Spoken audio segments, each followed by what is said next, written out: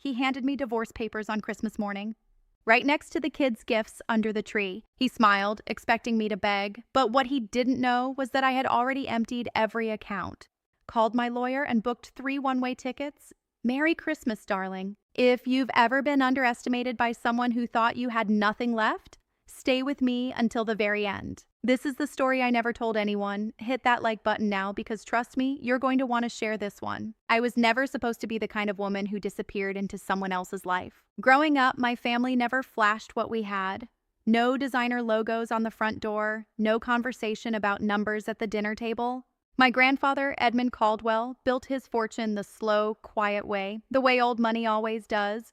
And then he locked it behind walls that only loyalty and patience could open. My mother raised me the same way, humble, grounded, invisible on purpose. She used to say, "Vivian, the loudest person in the room is never the most powerful one."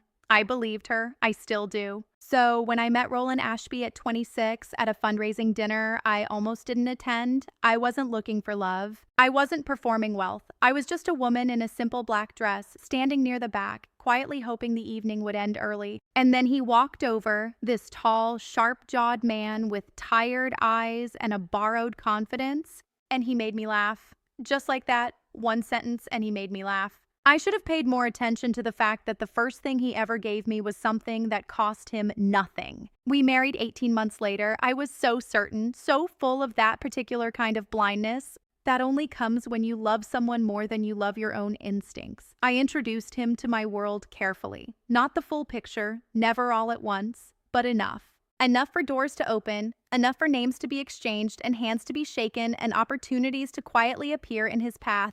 Like stepping stones I laid down while he wasn't watching, and Roland rose. Fast, impressively fast. He took the credit. Every single time. Our sons Elliot and Nora came, and I stepped back from everything I had been building for myself. My career, my ambitions, my voice in rooms that mattered. I told myself that was love, that sacrifice meant devotion, that a good mother fades a little so her family can shine.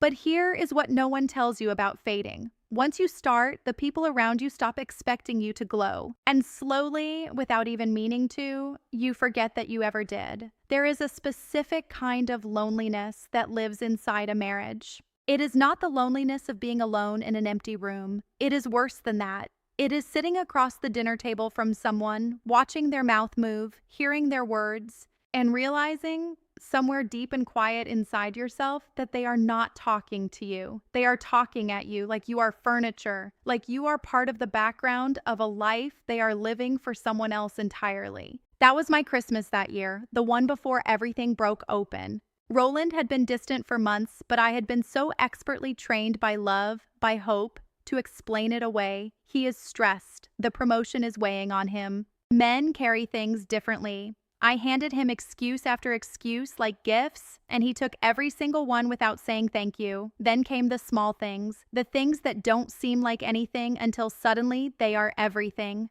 His phone face down on every surface, a password changed without mention, a name, Celeste, appearing once in a notification I wasn't meant to see, gone before I could blink.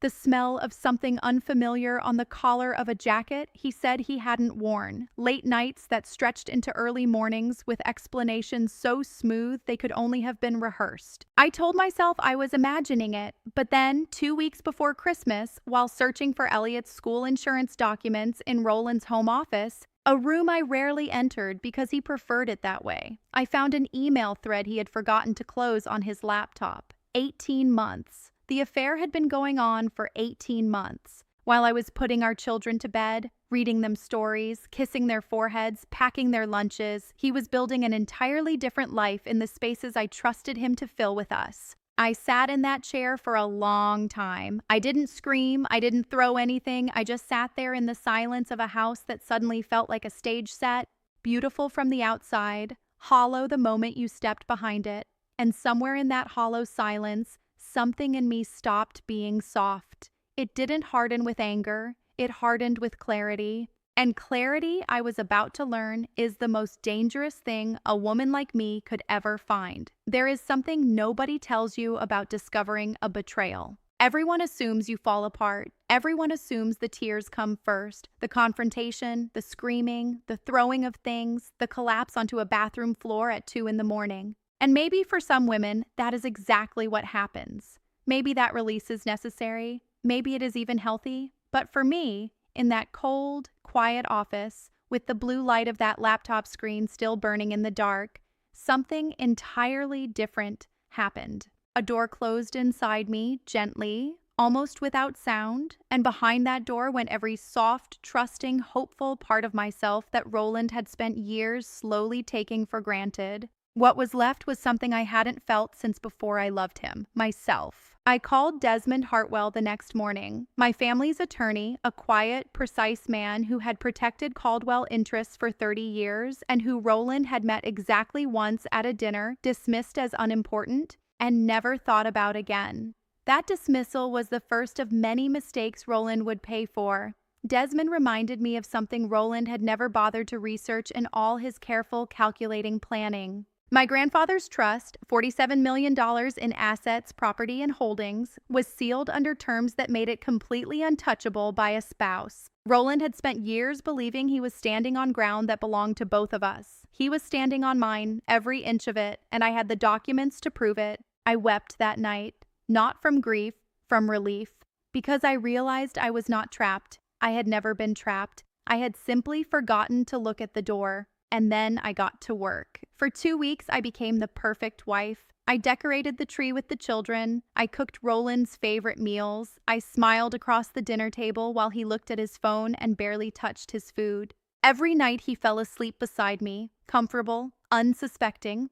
And every night I lay awake in the dark, quietly dismantling the life he thought he was about to take from me. I moved funds, I retitled assets, I packed one bag at a time and stored everything at my mother's house while she held my hand and said nothing because she had always known this day might come. I booked 3 flights. I wrote the children a note for Christmas morning, just in case, and hid it in Nora's favorite book. And then I wrapped Roland's gifts, placed them under the tree, and waited. Because the most powerful move I ever learned from my grandfather was this: never let them see you leave until you are already gone. Christmas morning arrived the way it always did in our house, slowly, softly, with the smell of pine and the sound of small feet padding down the hallway before the sun had fully decided to rise. Elliot came first, the way he always did, serious, cautious, peeking around the corner of the living room like the gifts might disappear if he moved too fast. Then Nora, still half asleep, her hair a beautiful disaster, dragging her blanket behind her like a tiny queen who hadn't yet decided if she was ready to receive the morning. I held them both for a moment longer than usual, long enough that Elliot looked up at me with those careful eyes and said,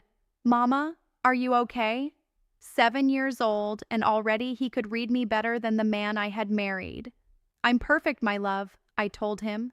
And for the first time in years, I meant it completely. Roland came downstairs an hour later, showered, dressed, not in the casual Christmas morning clothes of a man relaxing with his family, but in the deliberate, composed outfit of a man who had somewhere to be, who had already decided how this day was going to go. He poured himself coffee, watched the children open gifts with the detached smile of someone performing the final scene of a role they were relieved to be leaving. And then he asked me to come into the kitchen. He had the envelope on the counter, cream-colored, neat, already opened so I would have no illusions about what was inside. He slid it toward me with one hand and kept the other wrapped around his coffee mug, and he spoke in the measured, rehearsed tone of a man who had practiced this moment many times in private. He said he had been unhappy for years, that he deserved to live his truth, that he hoped we could be mature and civil, and that the children would not suffer. He used words like amicable and reasonable and mutual respect, words that land like stones when the person saying them has already been lying to your face for 18 months. He was waiting for me to cry. I could see it in his eyes, that quiet, anticipatory gleam. He wanted the tears. He wanted the trembling voice, the shaking hands, the desperate questions. He wanted to feel powerful in this moment he had planned so carefully. I picked up the envelope. I looked at the papers inside. I set them back down. And then I looked at him, really looked at him, for what I already knew would be the last time. Did you read the asset clause on page 11? I asked. The coffee mug stopped halfway to his lips. Because Desmond added it specifically for this conversation. The color left his face so completely, so suddenly that for just one brief and honest moment, I almost felt sorry for him. Almost. I did not wait for his response. There was nothing left in that kitchen that belonged to me anymore. Not the air, not the silence, not the man standing in it with paper white hands and a coffee mug he had forgotten he was holding. I had already said everything that needed to be said, not with anger, not with tears, with 7 quiet words and a name he had underestimated his entire marriage. I turned and walked upstairs.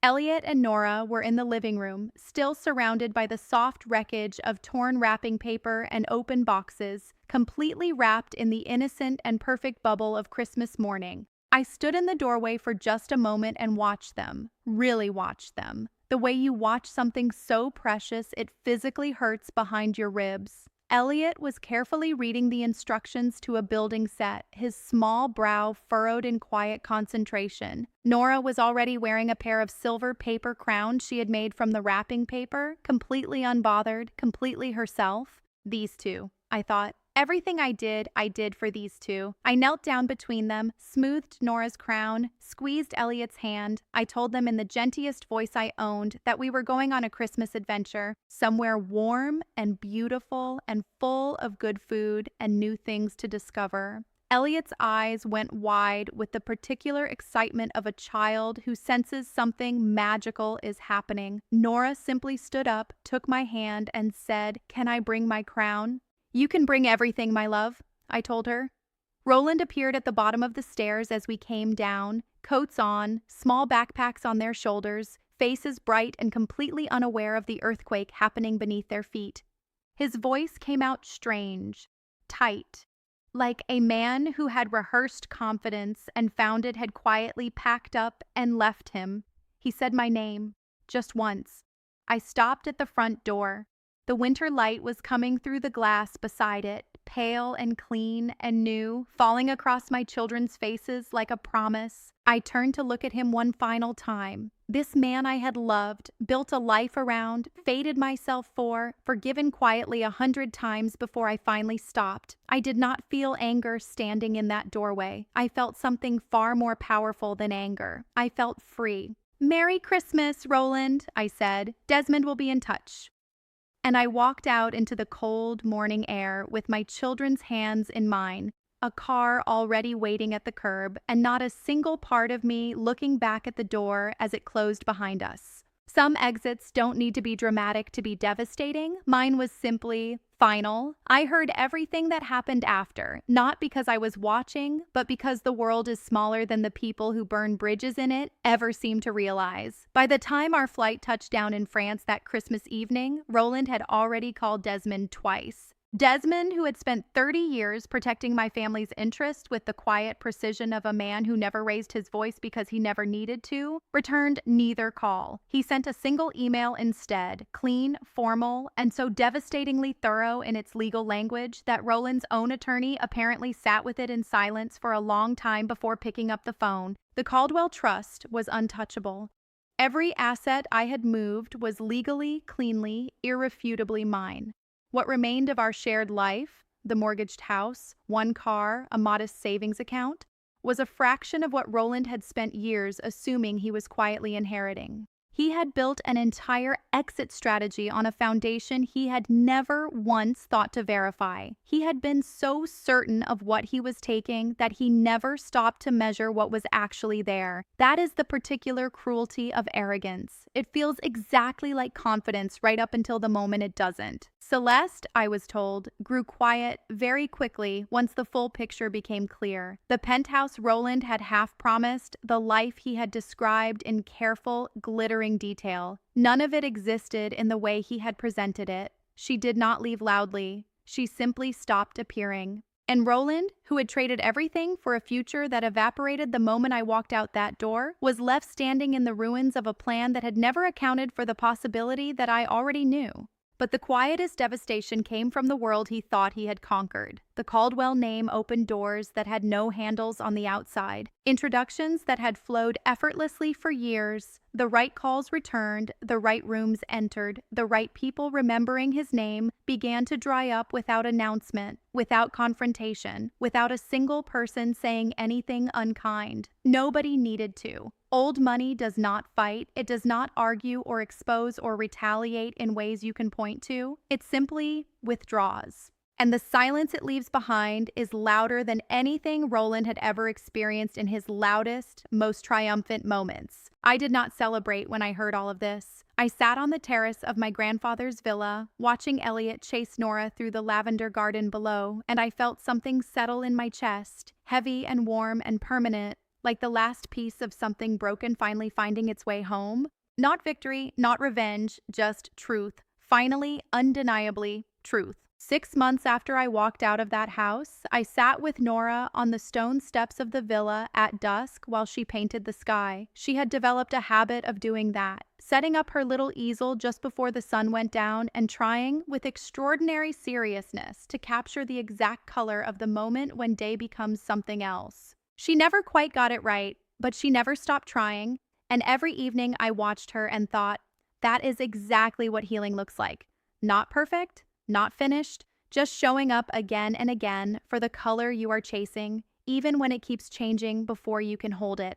Elliot had started learning French with a determination that made his teachers write home about him. He carried a small notebook everywhere, filling it with new words, new phrases, new ways of saying things he had only ever known one language for. Some mornings I would find him at breakfast, whispering conjugations to himself over his cereal, completely unaware that I was standing in the doorway with tears running quietly down my face. Not from sadness, never from sadness anymore. From the overwhelming, humbling, almost unbearable beauty of watching your children become themselves in a space where nobody is shrinking.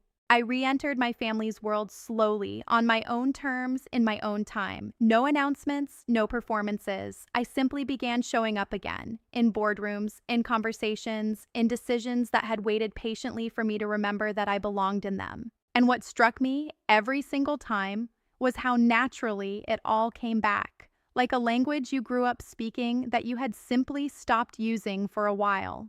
The fluency never left. It was just waiting, quietly, underneath everything I had buried it with.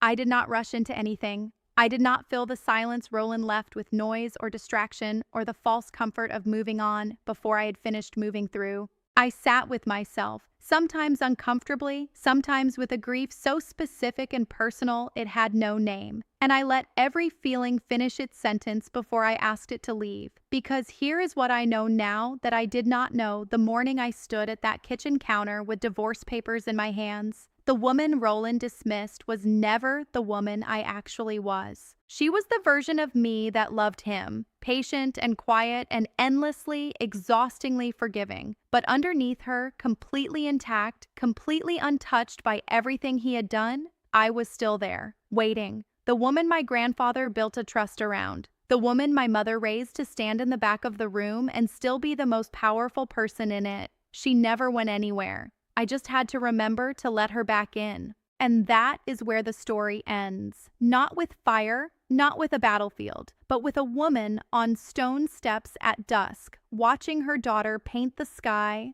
finally, at peace with everything it took to get there. If this story moved something in you today, if you recognized any piece of yourself in it, in the fading, in the silence, in the cold and quiet moment when clarity finally arrives, then please share this video with someone who needs to hear it. You already know who that person is. Like this video before you go. Not for the algorithm, for every woman who has ever been underestimated by someone who forgot to check what was actually underneath the softness. Subscribe if you haven't already, because the stories in this space are always about this. The truth that arrives late, but never fails to arrive. And remember this, above everything else I have told you today. The people who expect your tears are always the least prepared for your silence. I will see you in the next one.